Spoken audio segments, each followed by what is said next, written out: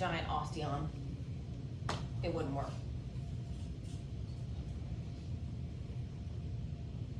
Any thoughts about why?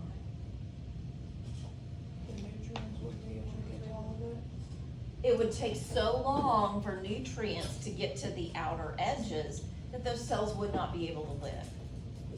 So osteon's size is limited by how fast can we get the nutrients out there.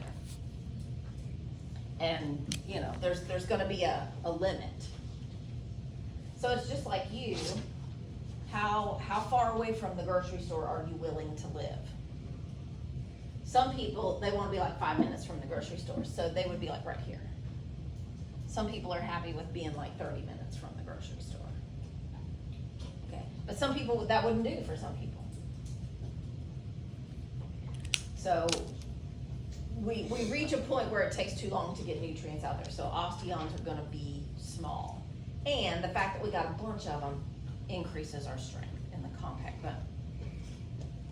Now, we passed this bone around last time so you could see the difference between compact bone and spongy bone. I'm gonna pass this back around just for a reminder. The compact bone is here, and it looks completely solid, because it is, but it's made out of these circular osteons. So I wanna draw your attention now to this picture.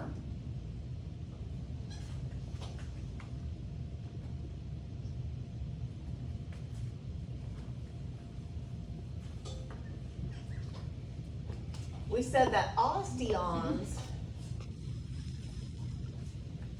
are circular.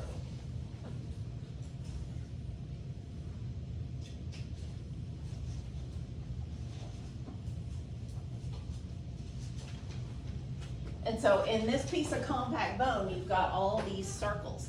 Well, circles, you cannot, Fill in the spaces. you got some spaces here where the circles touch. And so to fill in those spaces, we have some layers of bone, but they're just kind of like random pieces. Here's a few little layers of bone that we're gonna put right there. And a few layers that we put right there, and a few that we put right there. They fill in the holes between the circles. Those are called interstitial lamellae.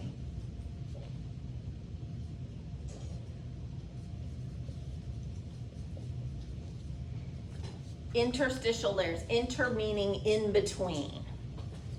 These are random layers between the osteons.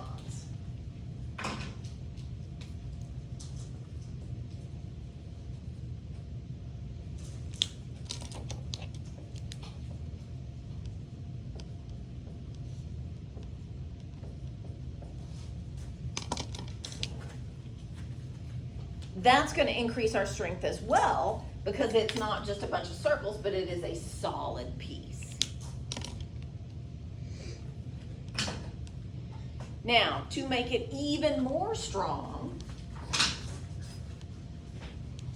we have some lamellae around the outside edge.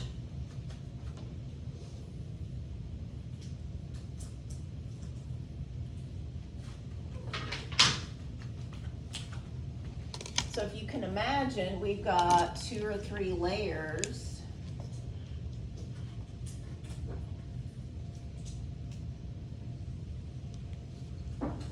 And this is real ugly, but you guys get the idea.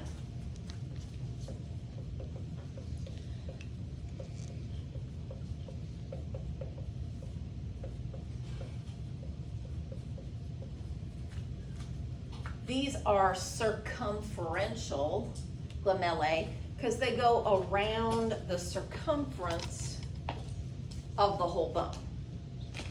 They kind of hold it all together.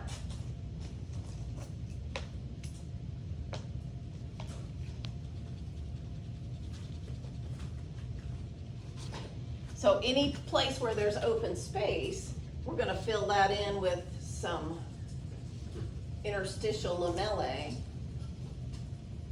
And then we're gonna bind the whole thing up with circumferential lamellae so we have completely solid bone tissue.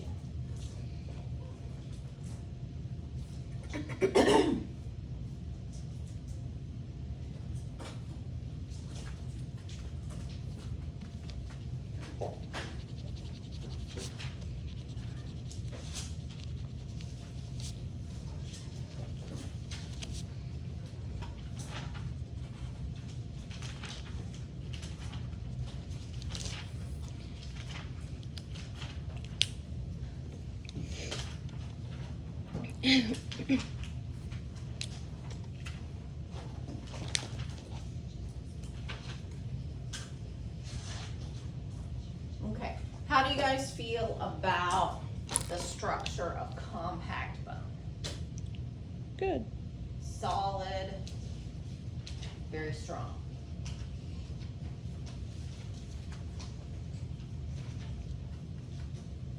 Okay, here is some spongy bone for comparison.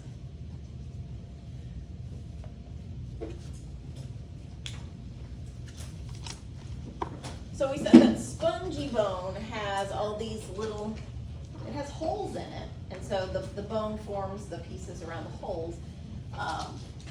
We call them trabeculae.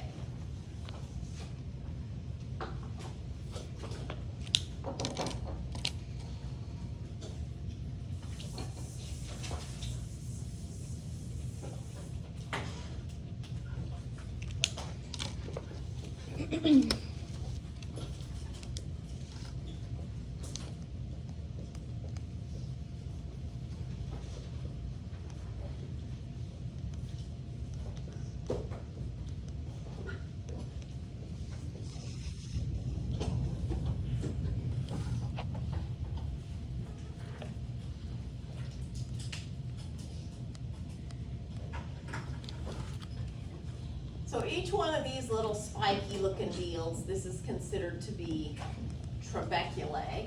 And so now they've taken one of those trabeculae and they've blown it up here.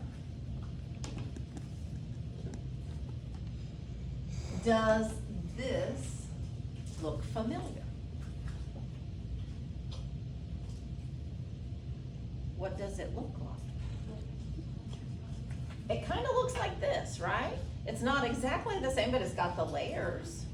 It's got the canaliculi, it's got the lacunae. What's the thing that it's missing besides being a round shape? The what? The canal. It's missing the central canal, but otherwise its structure is pretty much the same. So how can this get by? How can this get by without a central canal? Okay, and what fills up the holes? The blood vessels. Oh, the red, yeah. Red bone marrow, right? Red bone marrow. So it's okay that we don't have a central canal because there's bone marrow all around this. And the nutrients can be delivered like that. So if you know your basic structure of an osteon, then you already got the spongy bone figured out. Because it's pretty much the same without a central canal.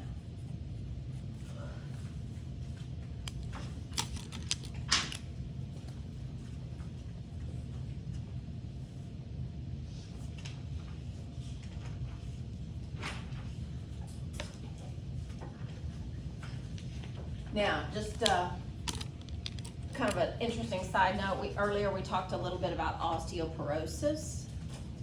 And here's a picture of a vertebrae. So this would be the body of the vertebrae.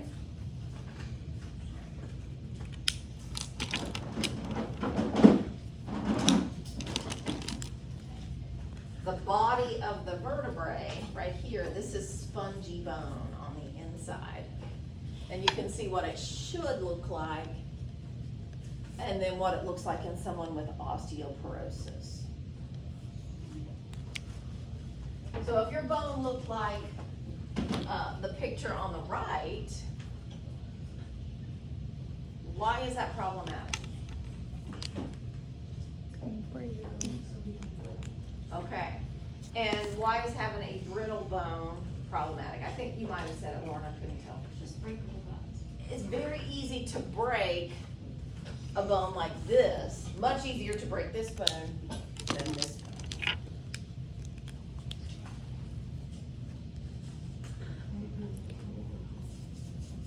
So, earlier I said you don't wanna be a little grandma, hunchback grandma woman, and I was kinda teasing, but I kinda wasn't teasing.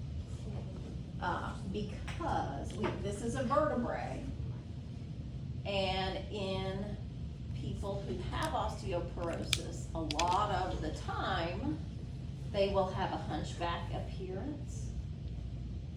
Not because, well, they might have had poor posture as a young person, but this spongy bone's a lot easier to break, and so the vertebrae get little tiny breaks in them. And over time, those vertebrae compress because they've got little bitty breaks in them. Do y'all wanna see a hunchback in real life? I got a big old hump in the back of my head. Oh. Oh, that's not bad. That's not too bad. it's not. I see what you're saying, But my grandma has it and my mom has it. so, thanks to heredity, right? Yay. Yeah. But I also sit like this all the time. Okay. So. So posture does have a little bit to do with it, but I remember my grandma, have you ever like heard older folks say, well, I shrank. I used to be this tall, but now I'm less tall. And part of it may be settling of the discs, but part of it may be compression fractures in the vertebrae. And I remember as my grandma got older, she looked like this, even though she was standing up straight. She had a big hump between her shoulder blade, and that's what it was. It was osteoporosis, and it was those vertebrae kind of just getting crushed. And that she was standing up as straight as she could, but it looked like she was all hunched over. And this can happen to varying degrees. It can happen to women, it can happen to men, but it's much more common in women for two reasons. We mentioned the role of estrogen. Estrogen plays a beneficial role in bone deposition. And what happens to women's estrogen once they get Older, it's less. all right, menopause, your estrogen, it's gone. Okay. You hit menopause, your ovaries stop making estrogen. Also, women have a bigger draw on the calcium in their body than do men. Why? Because we give birth to babies. Okay, pregnancy and not so much periods, that's really more for iron. But yeah, that's a thing for iron. What else do women do that would take a lot of calcium? Breastfeed. Lactation, yeah. And so that's two big draws on calcium for females that men don't have. So that's why most of the people that you see with osteoporosis are women. Not that men can't get it, it's just more common in women, because they've got those two, strikes against them, so to speak.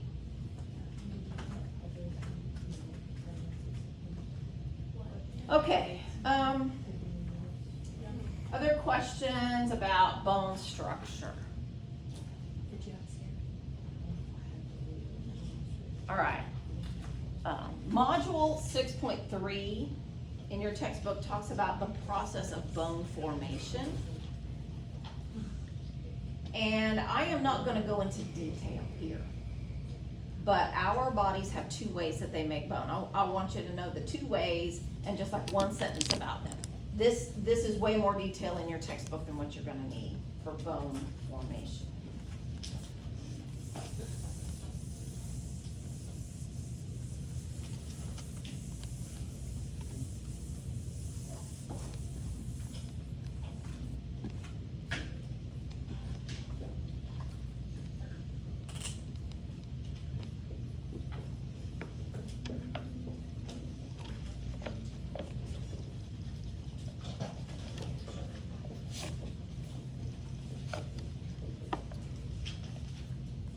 All right, so we got two ways that our body makes bone.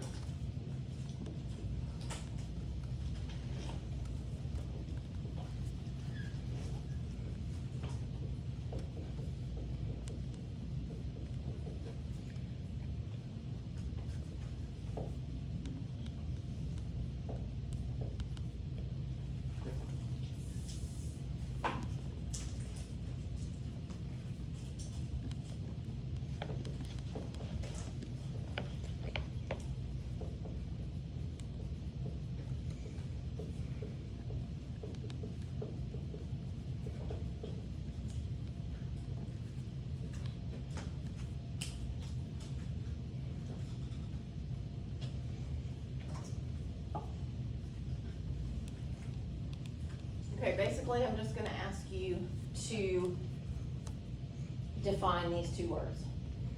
So let's take a look at the first one. The word ossification. If something ossifies, what happens to it? It could, but it doesn't always have to come together. But it gets hard. Okay. So something hardens, and it might come together, but it doesn't always have to.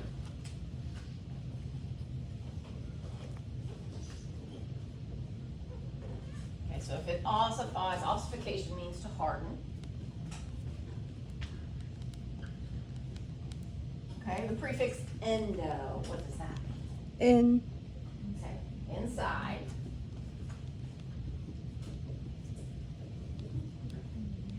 And then this word element right here, you might not be familiar with this word element.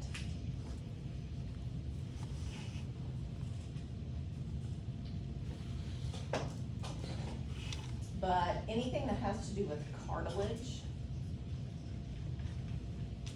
a lot of times we'll use this. So chondral means cartilage.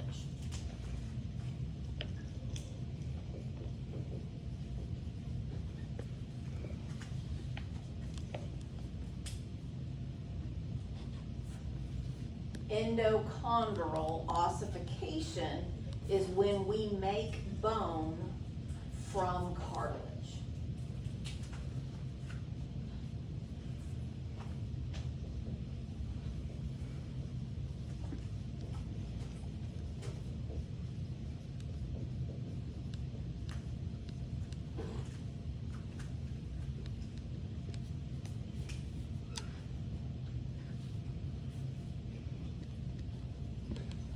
Talked about this earlier when we looked at this slide right here when we talked about the epiphyseal plate. Your epiphyseal plate is cartilage. And so we make cartilage and the cartilage hardens into bone. So all of our long bones, they are formed through endochondral ossification. This is also showing us the carpal bones in the wrist. There's 8 of them, but we only see about 4 of them because not all of them have finished hardening. Because this is a young child, don't know exactly how old, but young, little kid. Yeah, Do Lauren. we have to know about the spongy bone part of that, or not really?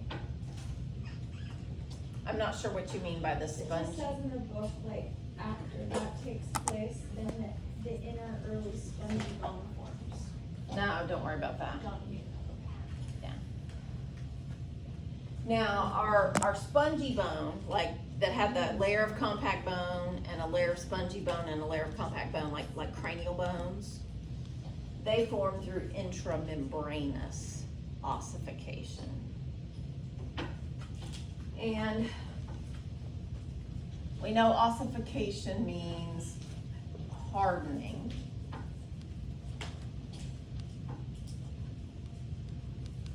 What about intra? What does that prefix mean? It's inside. It's again, inside, yeah. within.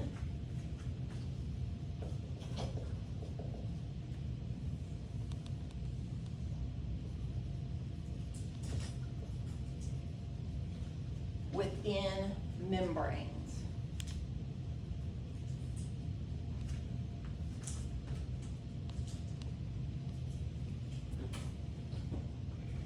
And so if you think about the flat bones that we mentioned earlier, we had 2 layers of compact bone, and then inside that we had the spongy bone.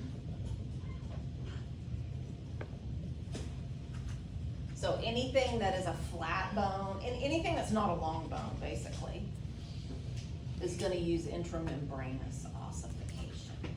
where the bone forms between two membranes. So is that like your teeth as well? I'm not sure about the teeth. Not sure if they would fall into that category or not. Well, I don't know. They're kind of different because you can't make enamel after you're born, so I better just, Just look it up. Google it. yeah, I better I'll ask the just- doctor I work for. Yeah, I'm not sure on that. Now, your book goes into a whole lot of detail. This is how it happens. This is first, second, third. Don't worry about that.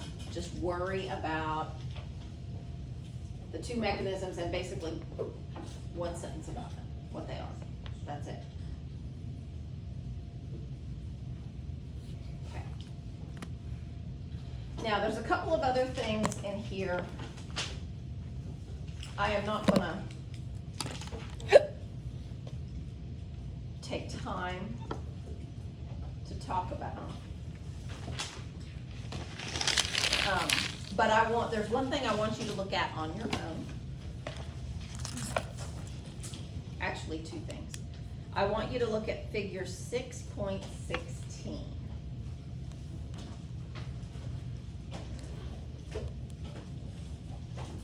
Figure 6.16 talks about factors that increase bone deposition and factors that increase bone resorption. Now, part of this is kind of common sense. Calcium, the more calcium you eat, the more it's gonna increase your bone deposition. But some of them are things that you might not think about just right off the bat. So I want y'all to be familiar with some things that would increase bone deposition and some things that would increase bone resorption or bone breakdown. That's figure 6.16 in the textbook.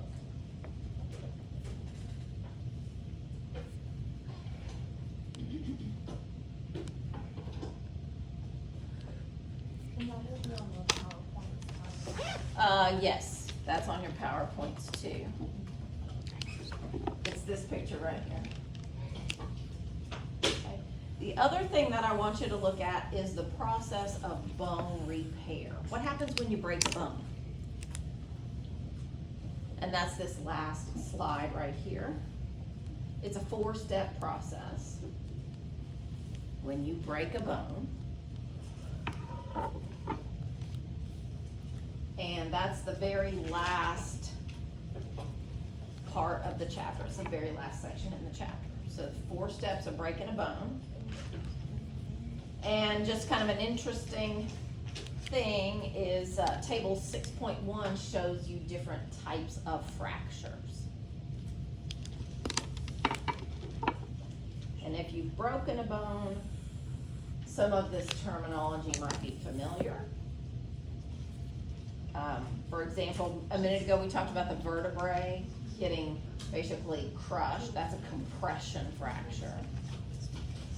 Or you can have an epiphyseal plate fracture if your epiphyseal plate comes apart from the bone.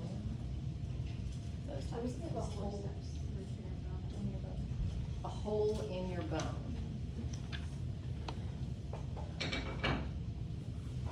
Has it always been there, or is it the result of an injury? It's a result of an injury. I was in a car accident and I had actually went to Cox and they were like, oh, you have a sprain, it's fine, go on.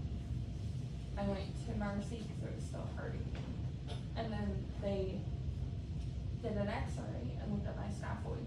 And so they're like, you need immediate surgery. You have a gaping hole in your scaphoid bone. So now I have a screw in my bone. So I was just wondering. That's interesting. Because I had a hole inside my bone. I have never heard of that before. But that bone's not very big, so I can see how it might. But that's all I got in radius. Okay, you can't. I can't go down. Like, it Interesting. just stops. Huh. I don't know that that fits into any of these categories perfectly. They're just You're wrong. special. I was just like, what about a gaping hole? 'Cause It's not fixed, but that's my scar. The closest thing would be a comminuted fracture where you got a bone that breaks into a whole bunch of pieces. And a lot of times they will use screws or plates or something to put all the pieces together. I have one doing that video and not more. So take a look at those on your own. Just very basic. What are your 4 steps of fracture repair? Take a look at these x-rays with the I'll different types show of you bone. after class. I'll post this one. And then that was. Okay, sounds good. Okay, so when you guys label the bones on Thursday for the test, it will be like your box of bones. Now, these skeletons are always hanging around here. I mean, if you can look over at them for reference, but it's gonna be the bones that you guys have been handling here. Okay.